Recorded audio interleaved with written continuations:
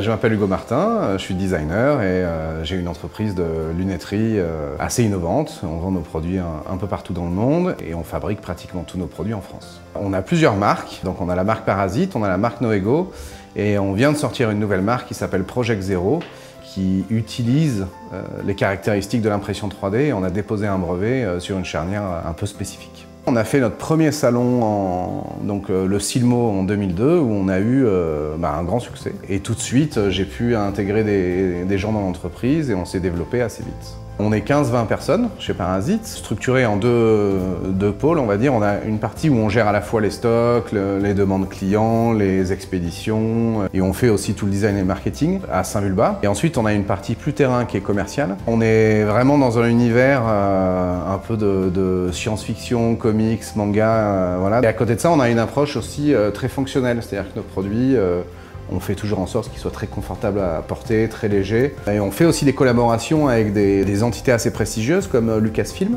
Donc on a fait une collaboration sur Star Wars, pour les 40 ans de Star Wars. Donc on essaye de collaborer avec des entreprises et des entités qui correspondent à notre ADN. Project Zero, la spécificité de cette gamme, c'est qu'on a réfléchi, on a passé 2 ans à peu près à réfléchir à qu'est-ce qu'on pouvait faire en impression 3D dans la lunette qu'on ne pouvait pas faire avec les autres technologies. Et donc on a réfléchi à une charnière.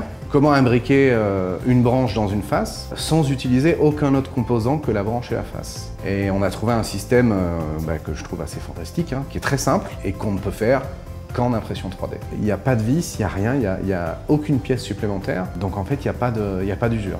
Plus on exploite le produit et plus on le trouve fantastique. Il correspond à absolument tous les critères qu'on veut utiliser nous dans la lunette. C'est hyper solide, c'est très flexible, on peut le chauffer et déformer la matière, c'est très léger.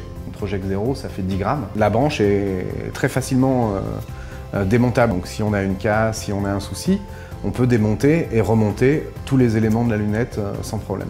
Et donc on a une face en impression 3D et les branches en acier inoxydable. Elle sort de la machine, toutes nos faces sont blanches et ensuite on fait un travail de coloration. On a développé une gamme de couleurs assez importante qui permet à la fois à l'opticien et au consommateur de choisir sa forme de lunette. Et à partir de sa forme de lunette, il a un choix de 50 coloris.